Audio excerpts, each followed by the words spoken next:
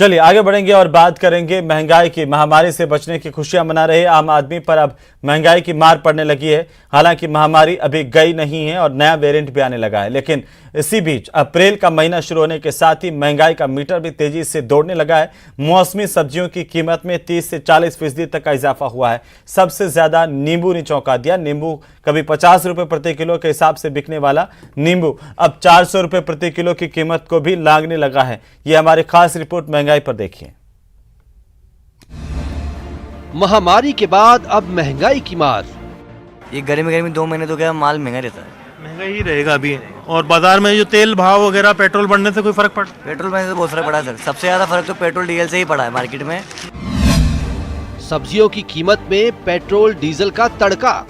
महंगी हो रही है सब्जियां, बहुत ज़्यादा एक्सपेंसिव हो रखी है as compared to last month prices. मतलब हर चीज़ डबल रेट हो रही है। इवन पेट्रोल डीजल भी गवर्नमेंट ने महंगा कर रखा है।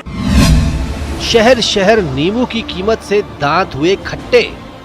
हालात ये हैं कि नींबू अब तक के सारे रिकॉर्ड तोड़ करके 400 रुपए किलो से ज्यादा निकल चुका है। बढ़ गया। जैसे नींबू 20 रुपए किलो 30 रुपए थे, आज 400 रुपए किलो मिल रहा है नींबू। 400 रुपए किलो? हाँ, 100 रुपए पाव बोल रहे हैं। तो क्या खाएगा इंसान? मरुधरा तेज गर्मी से तप रही है तो पेट्रोल डीजल की बढ़ती कीमत के बाद अब सब्जियों के दाम भी आग बरसाने लगे हैं। राजधानी जयपुर हो, जैसलमेर हो या सरहदी श्रीगंगानगर, महंगाई की मार हर तरफ एक ही तरह दिख रही है। जयपुर में नींबू 400 रुपए प्रति किलो तक बिक रहे हैं तो जैसलमेर में इसका भाव 300 से 350 रुपए के बीच है। वहीं कोटा में नींबू 300 रुपए प्रति किलो बिक रहा है तो उदयपुर में भी ये 300 रुपए प्रति किलो के भाव से मिल रहा है। तो श्रीगंगानगर में 350 रुपए किलो कीमत है नींबू की। राजधानी के साथ कोचिंग सिटी कोटा में भी सब्जियों की कीमत लोगों को परेशान कर रही है।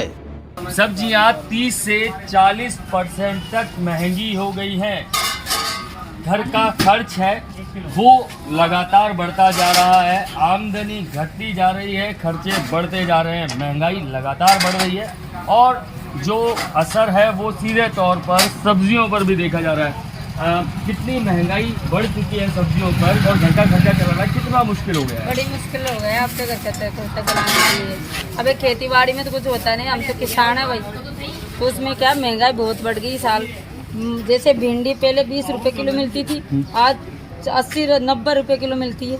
तो कितनी महंगाई, 40% तो महंगाई हो गई। उदयपुर में भी महंगाई की मार से आम आदमी परेशान है। पेट्रोल डीजल के दामों में लगातार हो रही बढ़ोतरी के बाद अब सब्जियों के दामों में भी उछाल आ गया है।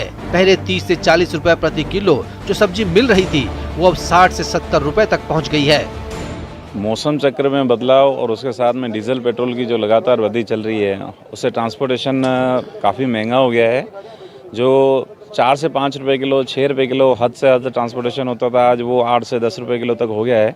ये सारी सब्जियां जो है प्याज, हरी मिर्ची, तरोई, बैंगन, लौकी, पत्ता गोभी, शिमला मिर्ची, करेला और सबसे बड़ी बात जो नींबू आप देख सकते हैं कि करीब करीब मंडी में कहीं इक्का दुक्का दुकान पे दिख रहा है क्योंकि इसके दामों में लगातार वृद्धि हुई है। 300 से 400 रुपए किलो तक मंडी में ये नींबू बिक रहा है।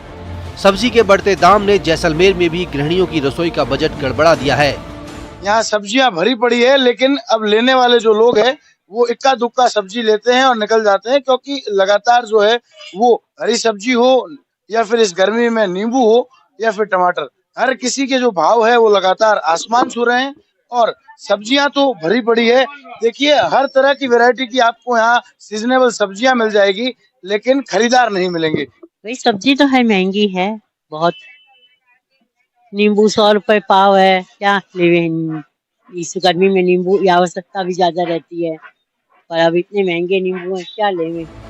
श्रीगंगानगर में जैसे जैसे पेट्रोल और डीजल के तापमान में बढ़ोतरी हो रही है वैसे वैसे सब्जियों के दाम भी आसमान छू रहे हैं।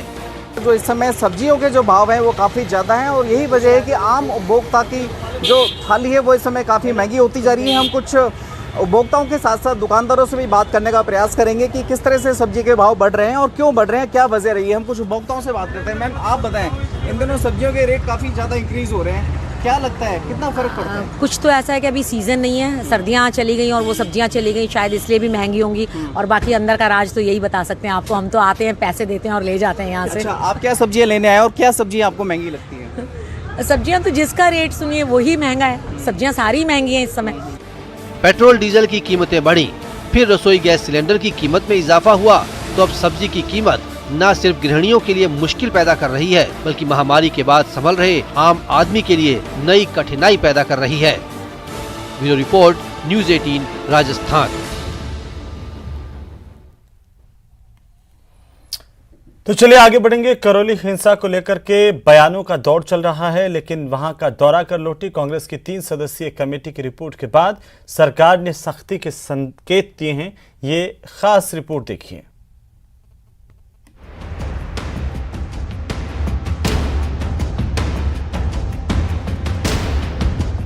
हर नीति देखी, लेकिन मैंने दंगा नीति बीजेपी से ही सीखी है। तो बीजेपी ने पूरे देश में रोड मैप तैयार कर लिया कि कुछ नहीं करना, चाहे कुछ भी हो जाए, दंगे कराओ।